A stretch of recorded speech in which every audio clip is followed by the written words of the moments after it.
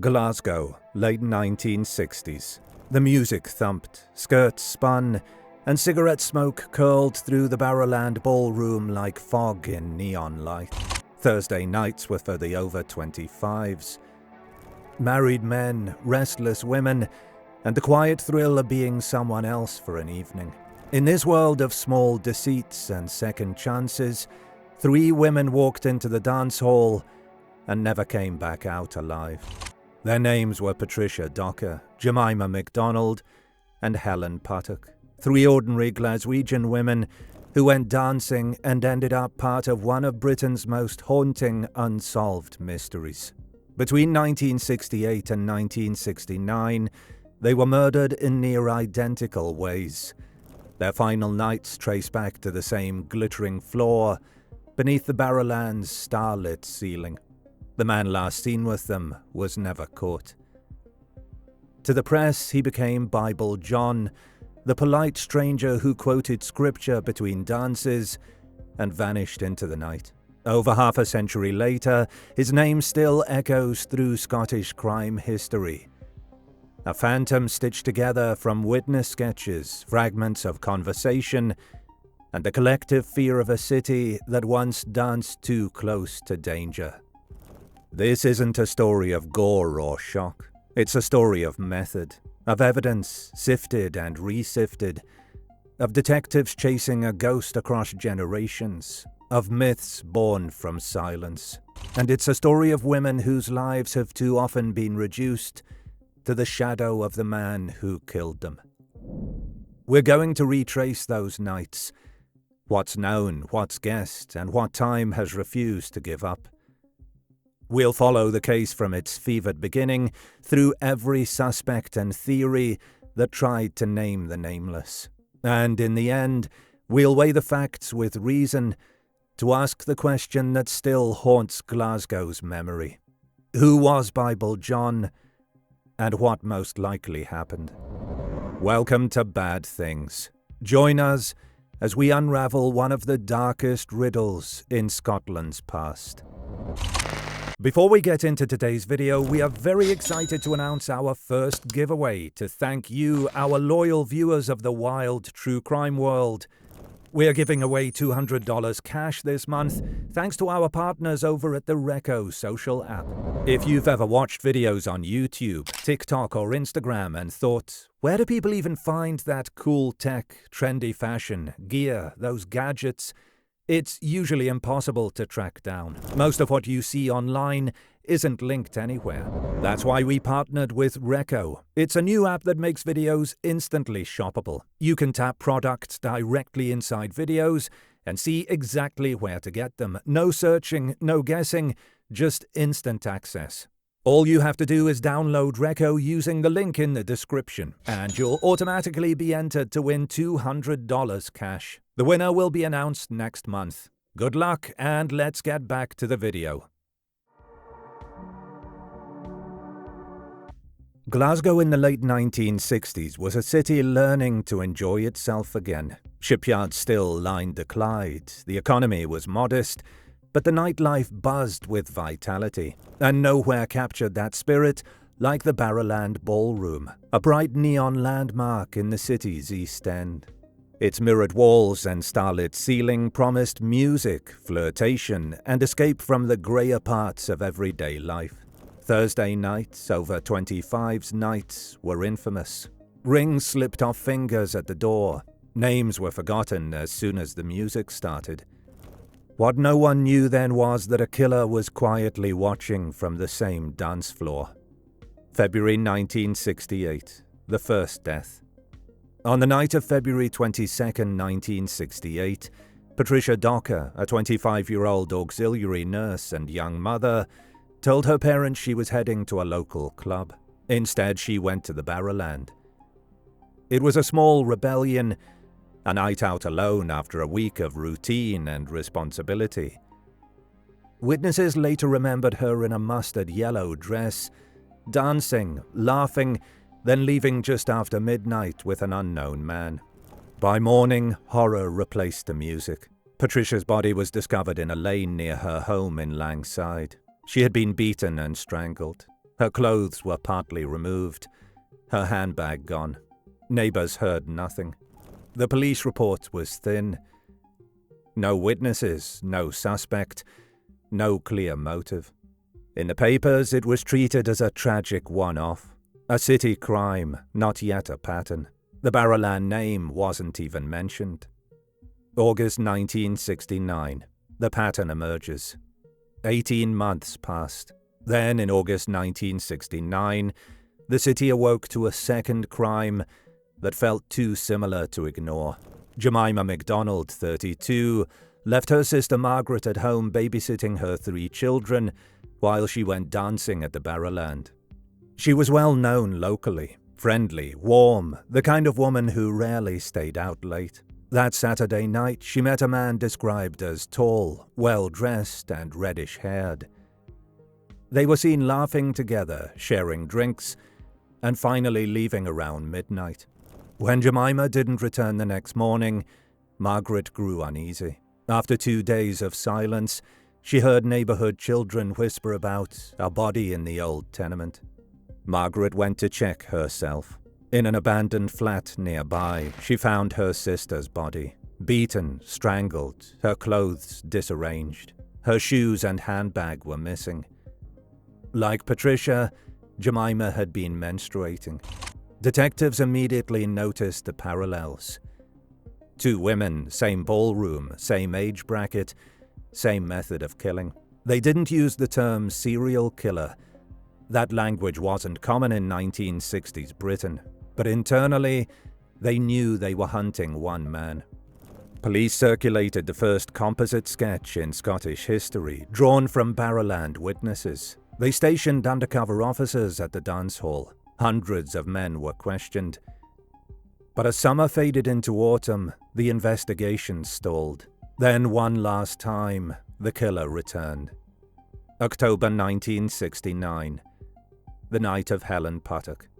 It was October 30th, 1969, a Thursday. The Barrowlands band was playing lively hits, and 29-year-old Helen Puckett had gone out with her sister, Jean Langford. The 2 women began their night at a pub, laughing over drinks, before arriving at the ballroom around 10 o'clock. By chance, they met 2 men, both named John. One was working class from Castle Milk. The other was clean-cut, polite, and strangely formal. Jean would later tell police that this second man, Helen's dance partner, stood out immediately. He was dressed very smartly, she said. A suit and tie, nice shoes. His hair was fair, reddish. He didn't drink, said he was a religious man. She remembered his overlapping front teeth and the way he smiled without warmth. When the ballroom closed near midnight, the 4 shared a taxi. The Castle Milkman got out first. The remaining trio, Jean, Helen, and the reserved stranger, continued toward their homes. That was when the conversation turned chilling. The man began talking about sin and morality. He said his father called dance halls dens of iniquity. Then he quoted the Bible. You know what happens to adulterous women, he said. They get stoned to death. Jean recalled trying to change the subject, but the mood had shifted. When the taxi reached her stop, the man insisted she get out first, though it made the route longer. She said goodbye to Helen, leaving her alone with him. It was the last time Helen was seen alive. The next morning, Halloween 1969, Helen's body was discovered in the back garden of her home on Earl Street. She had been beaten and strangled with her own stocking. Her handbag was missing, its contents scattered nearby. There were signs of a struggle, grass stains, disturbed soil, as if she had fought desperately to escape. One strange detail caught every detective's attention. Her used sanitary pad had been placed under her arm, a grotesque echo of the killer's earlier pattern. The witness and the name. Jean Langford spent hours with police, recounting every detail of the man from that taxi ride. Her memory was vivid. He was in his late 20s, between 5'10" and 6 feet tall, with reddish fair hair, blue-grey eyes, and a clipped accent.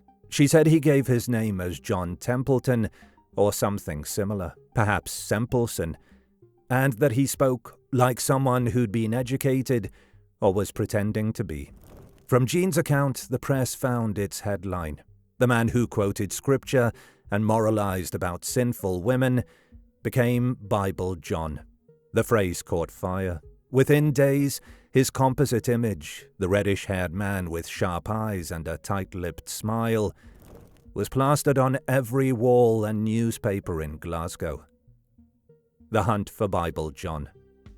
The following month saw one of the largest investigations in Scottish police history. Detectives interviewed over 7,000 people and took 4,000 statements. They visited churches, dance halls, and military bases. Jean attended hundreds of lineups, each time hoping to recognize the face that haunted her. She never did. At the Barrowland itself, 16 undercover officers were deployed to mingle with the crowd, hoping the killer might return. He never did. The murder stopped after Helen. Forensic evidence was scarce. DNA analysis didn't yet exist, but investigators preserved Helen's clothing and biological samples, not knowing how valuable they'd one day become. At the time, all they had were the stories, the sketch, and a city paralyzed by fear. Women stopped going dancing. Taxi drivers refused to take lone fares. Bible John became Glasgow's bogeyman, a name whispered to scare children into good behavior. Aftermath. In the 1970s and 80s, the case went cold. Detectives retired, evidence was boxed up, and the Barrowland kept on hosting dances. Yet, even decades later, the shadow of those nights never lifted. The city could not forget. Each anniversary brought a new theory, a new claim. He was a policeman, some said. He went to England. Others whispered that the killer had died long ago. What endures are the facts. 3 women, each leaving the Barrowland ballroom with a man who charmed, judged, and killed them within hours. No other murders in Glasgow matched a pattern before or since. Whoever he was, he vanished after 1969, disappearing as completely as if the ground had swallowed him.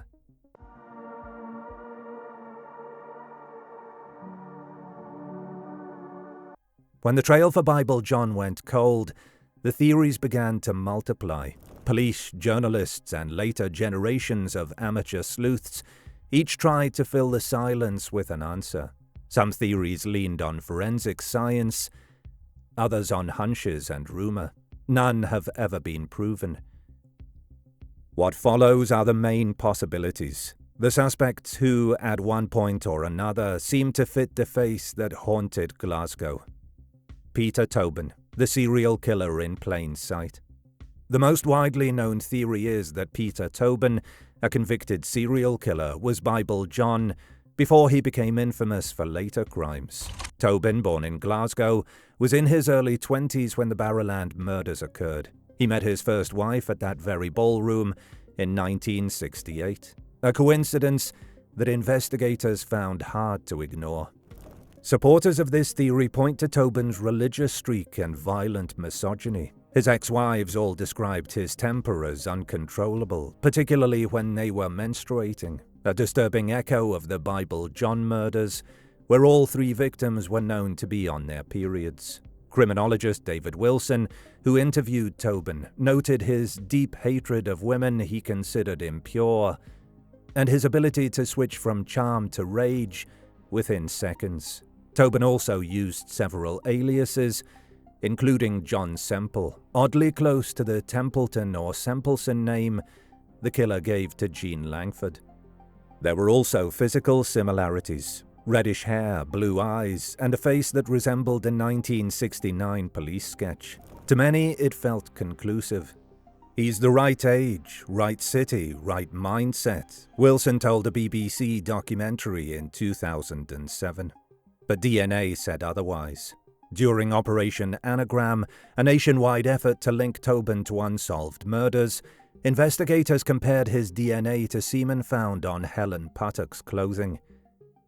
It didn't match, nor did his dental impressions align with the killer's bite mark. Even Tobin's timeline conflicted. He had married in Brighton and was reportedly on honeymoon during Jemima MacDonald's murder in August 1969. Police ultimately ruled him out. There is no evidence, one senior officer said, to connect Peter Tobin to Bible John. Still, for the public, Tobin remains a tempting idea, the notion that the devil was hiding in plain sight. But the facts don't hold. Bible John's violence was spontaneous. Tobin's later crimes were methodical. Their signatures were worlds apart. John Irvin McInnes, the policeman's cousin. Another major suspect emerged decades later. John Irvin McInnes, a former soldier and cousin of a Glasgow police officer. He had been briefly interviewed in 1969, but dismissed. Then in 1995, amid renewed interest and whispers of a cover-up, police exhumed McInnes's body for DNA testing. He died by his own hand 15 years earlier. Officers involved in the operation reportedly believed they were close to solving the case. "We were 98% sure," one investigator told the Scotsman years later. But the results came back inconclusive. Too little genetic material to confirm a match. McInnes's body had degraded beyond reliable testing. Even so, some detectives remained convinced. They pointed to McInnes's proximity to the investigation and his family ties within the force. The suggestion, aired again in the 2023 BBC podcast, Bible John, Creation of a Serial Killer, was that senior officers may have quietly avoided pursuing him in 1969 to protect their own. The host, Audrey Gillian, reported hearing claims that they knew who he was and chose not to put it in writing. The counter-arguments are strong. McInnes wore dentures by the late 1960s, making it impossible for him to have left a distinctive bite mark on Helen Puckett. Jean Langford, who attended his identity lineup in 1969, categorically said he wasn't the man she met. The Lord Advocate officially cleared him of any connection in 1996. To many, McInnes represents not the killer himself, but a symbol of institutional failure. A name that surfaced when the investigation turned inward, when police began wondering if their own had mishandled the truth. John White or John Edgar, the Nearly Man. Retired Detective Les Brown later revealed his own prime suspect, a man named John Edgar, who once used the alias John White. Brown said he had spotted Edgar arguing with a woman at the Barrowland during the original inquiry. He looked just like the sketch, Brown recalled. Same face, same hair, same build. Edgar gave police a false address before revealing his real name. He was detained briefly, but released when officers noticed he didn't have the overlapping teeth Jean Langford had described. Brown always regretted that decision. "We put too much faith in that one detail," he said. "Eyewitnesses make mistakes." Decades later, Edgar voluntarily provided a DNA sample to clear his name. It didn't match the crime scene evidence, and he was eliminated for good. The John White episode highlights a deeper problem in the Bible John case. The investigation became anchored to a single witness description. Every suspect who didn't fit Jean's memory, even slightly, was dismissed, potentially narrowing the field too much. David Henderson and the Barrowland regulars. In the 1980s, a tip came from a man named Harry Wiley, who accused his friend David Henderson of being Bible John. The two had grown up together in Glasgow's Cranhill district and frequented the Barrowland in the 1960s. Wiley told police he suddenly recognized Henderson in old newspaper clippings. Police traced Henderson to the Netherlands, questioned him, and showed his photograph to Jean Langford. She said he looked nothing like the man from the taxi. Henderson was cleared. The lead evaporated, but it reinforced how personal the myth had become. Every Glaswegian with a reddish tinge to his hair seemed fair game. Hannah Martin's story. One of the most disturbing claims came from Hannah Martin, a woman who said she survived an attack by the killer months before Helen Puttock's murder. She alleged that in early 1969, she met a tall, aggressive man at the Barrowland who later assaulted her in his car. She became pregnant and gave birth the following year, convinced the child was his. If true, her account would suggest that Bible John attempted other assaults that didn't end in murder. Some writers, like David Leslie, proposed that DNA from Martin's daughter could solve the case. But there's no public record that such a comparison has ever been done. The story remains an unsettling footnote, possible but unverified. Multiple killers or copycat theory. A handful of investigators have questioned whether the three murders were even committed by the same man. Former detective Joe Beatty, who led the original hunt, reportedly admitted later in life that he wasn't fully convinced. The first murder, that of Patricia Docker, lacked a witness or any biblical element. Perhaps her killer was different, and the later two were linked by imitation or coincidence. Still, the similarities, the same venue, the same method, the same type of victim, are hard to dismiss. A copycat would have needed intimate knowledge of details that weren't public at the time. Most experts now agree that one man was responsible for all three. The unknown local. Another line of thought avoids famous names altogether. According to some cold case detectives, Bible John may have been an ordinary Glaswegian with no criminal record, a man whose respectability shielded him from suspicion. One retired officer said he believed the killer either died, was jailed for something else, or ended up in an institution by 1970. That, he suggested, was why the killings stopped. The killer's odd mixture of refined speech and local slang could hint at a background that straddled two worlds. Perhaps a serviceman or tradesman who had travelled, someone comfortable in both working class and formal settings. Police at the time even sent a sketch to British Army and RAF bases, suspecting a man in uniform. Nothing came of it. The police insider theory. The idea of a police connection refuses to fade. True crime author Paul Harrison argued in a 2019 interview that Bible John might have been a police officer or relative, explaining his uncanny ability to evade capture. The claim rests on speculation, but it resonates because the killer behaved like someone who understood procedure, calm, cautious, and confident in conversation. Whether he was truly a lawman or simply carried himself like one, Jean Langford remembered that the man in her taxi spoke with authority, as if used to being obeyed. That detail alone keeps the insider theory alive in the public imagination. Threads and contradictions. After half a century, every suspect seems to connect loosely to the truth, but never quite grip it. Tobin had the violence, but not the DNA. McInnes had the connection, but not the teeth. Edgar had the look, but not the evidence. Theories multiplied, partly because the facts were so few, and partly because Bible John became more than a criminal mystery. He became a symbol of the unknown man in the crowd, polite and deadly.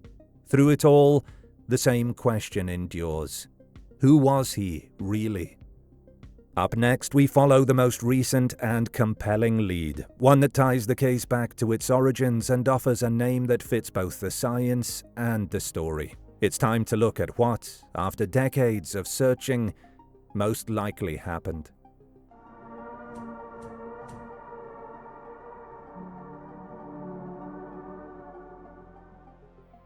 Through decades of theories and dead ends, one name has quietly emerged from the margins of the original investigation: John Templeton. Unlike the high-profile suspects who dominated headlines, Templeton was there in the background from the start, hiding in plain sight. The overlooked name. In 2024, Australian researcher Jill Barvin-Mitzi uncovered documents suggesting that Templeton, a Glasgow printer who died in 2015, was interviewed by police in 1969 and released without suspicion. His name resurfaced because of DNA. When investigators exhumed John Irvin McInnes in 1995, the sample from his remains did not match the semen found on Helen Puttock's clothing. But it was close. Forensic experts noted a partial genetic similarity, indicating a family link. McInnes and Templeton, it turns out, were related. This could explain the confusion that plagued the exhumation. Police had focused on the right family, but the wrong individual. If Bavin Mitzi's findings hold, Templeton's DNA would likely complete the partial match. The man who gave his own name. What makes this theory even more haunting is that Jean Langford, Helen's sister and the only surviving witness to meet the killer, remembered him giving his surname that night in the taxi. He said his name was Templeton, she told detectives, though she couldn't recall the exact spelling. Something like that. For years, investigators assumed it was a false name, a decoy designed to mislead. But if Bavin Mitzi's research is correct, then the killer hadn't hidden behind a mask at all. He'd introduced himself with his real name, perhaps confident that politeness and normality would keep suspicion far from him. That arrogance, or sheer faith in his own invisibility, fits perfectly with the character described by Jean. Controlled, moralizing, and disturbingly calm. Profile and parallels. Templeton was 26 in 1969, matching the witness description precisely. He worked as a printer, often late into the night, leaving him free to attend the Barrowlands Thursday sessions. He lived in the East End, within reach of each murder scene. And photographs from that period, reddish hair, blue-grey eyes, neatly dressed, align closely with the composite sketch that filled Glasgow's newspapers after Helen's death. He came from a conservative family, closely connected to the police and to the church. That mix of authority and religious morality could have shaped the cold duality seen in the killer, a man who could quote scripture between dances, then commit acts of rage cloaked as righteousness. All three victims were menstruating. To someone steeped in puritanical ideas about purity and sin, that detail might have been intolerable. The sudden silence. After Helen's murder in October 1969, Bible John disappeared entirely. No similar crimes followed. No new victims matched a pattern.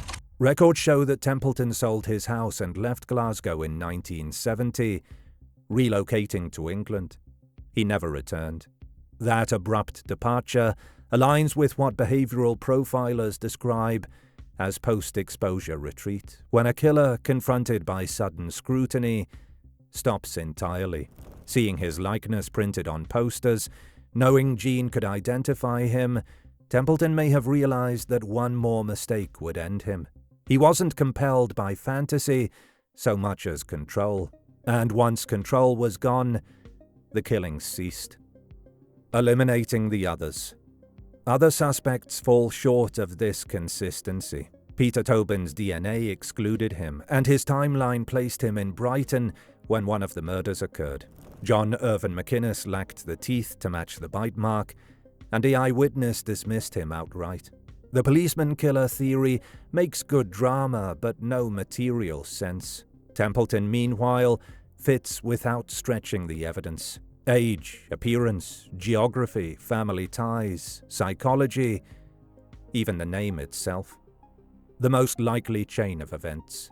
On those 3 nights, Templeton entered the Barrowland dressed neatly, courteous and self-assured. He sought women who seemed to him morally wayward. Married, independent, dancing freely. He flirted, quoted scripture to establish superiority, and once alone with them, his contempt erupted into violence. The repeated detail of menstruation suggests a deep internal disgust tied to ideas of impurity and sin. After Helen's murder, the night when Jean heard his name and saw his face, he must have known his luck had ended. He fled Glasgow, started over under his own name, and lived the rest of his life in silence. The city continued to hunt Bible John, unaware that the name had been sitting in the files all along, written plainly in ink. Templeton. A real name, a real man. The possibility that Bible John gave his true name to his final witnesses reframes the entire legend. It strips away the mystique of the faceless monster and leaves something far colder. A man so ordinary, so certain of his invisibility, that he didn't bother to lie. If modern DNA testing confirms a familial match to Templeton, the case may finally close. Until then, the evidence sits on the edge of certainty, waiting for the science to catch up. And if this theory is right, then the myth of Bible John ends not with mystery, but with banality. A killer who revealed himself in plain sight, and a city that, for 50 years, never realized it had already heard his name.